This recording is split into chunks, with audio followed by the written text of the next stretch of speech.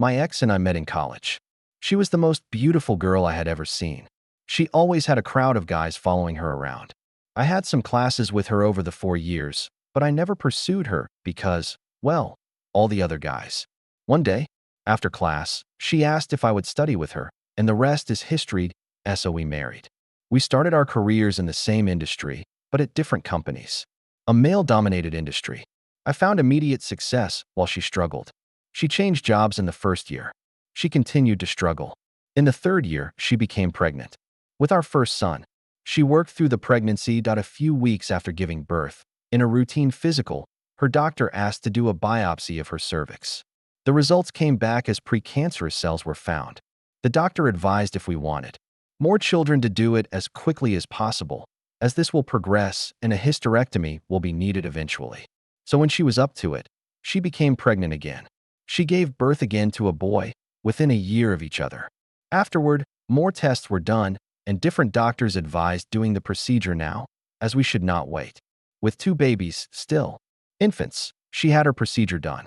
She was heartbroken that she was done having children, as we had wanted a large family.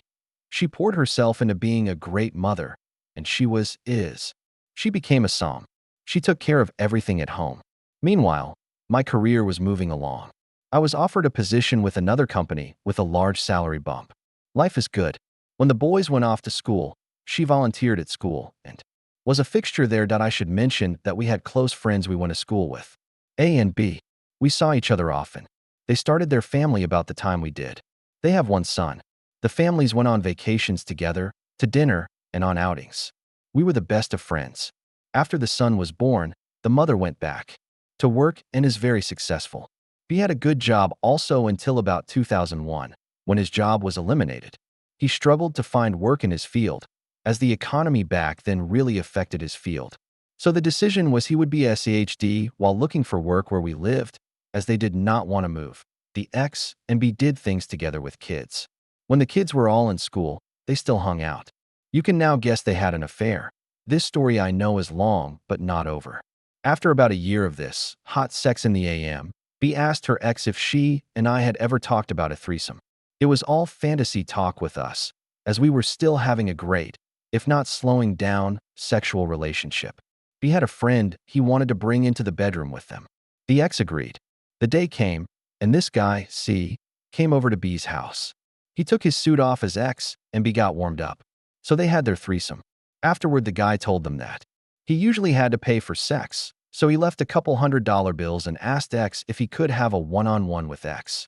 She told him she needed to think about that and would get back to him. Eventually, C recommended someone else, and a business was born. Eventually, B was reemployed and had to leave X on her own. She used a different cell phone. She rented out a storage unit and made it her closet/office. She used the money to buy outfits her clientele requested. She even bought a car. She did not want her minivan spotted at a hotel. The guys had to pay for a room at a nice hotel. She kept the car at the storage unit. Everything was in cash. She never brought the money into our lives that I know of, though we would send the kids to different day camps during the summer. She claimed she tightened up our budget to pay for it. She only worked during school hours. She always picked the boys up at school. On a few rare occasions, we would pick them up and keep them until she got home. Our home life never suffered. I admit I was working a ton and moving up the ladder. The weekends were our family time. Sex was generally on the weekends. I thought because of my work life, this worked best. Most nights we would cuddle on the couch watching TV. Almost done, 2016 comes along.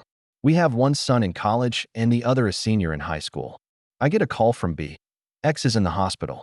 He was vague, but said she is hurt badly. I rush to the hospital. My wife is hooked to a bunch of machines. They have already cleaned her up and taken her for x-rays. She has a broken jaw, broken nose, fractured orbital bone, and possible concussion. She will make it, but there will be a long road ahead. A police officer was finishing up and left. I, of course, want to know what happened. She was crying, talking gibberish through her sobs and pain meds. A nurse said I should let her rest. They were moving her to a room soon. She handed me a bag with her clothes. I looked in and asked if these were hers because she never wears heels, and the dress was unfamiliar. The nurse said this is what they brought from the hotel room. So they pushed me out of the room. I called my sons to let them know, later that night. When the fog of the drugs was wearing off, I got some of the story. She drifted off again. I had my youngest son sit in with her, and I called B. Why did he call me? How did he know before me? What's going on? So B came clean about what my wife was up to, leaving out the affair and his involvement. I was devastated. We eventually get her home after surgery on her jaw. The nose would wait. She convalesced at home. As she got stronger, I got the whole story. I called A and told of the affair and B as a pimp. She threw B out. As she got on her feet, I told her we were done. I asked her to move out. She moved in with B. I got the divorce rolling. I am sitting here 5 years divorced. I still love her.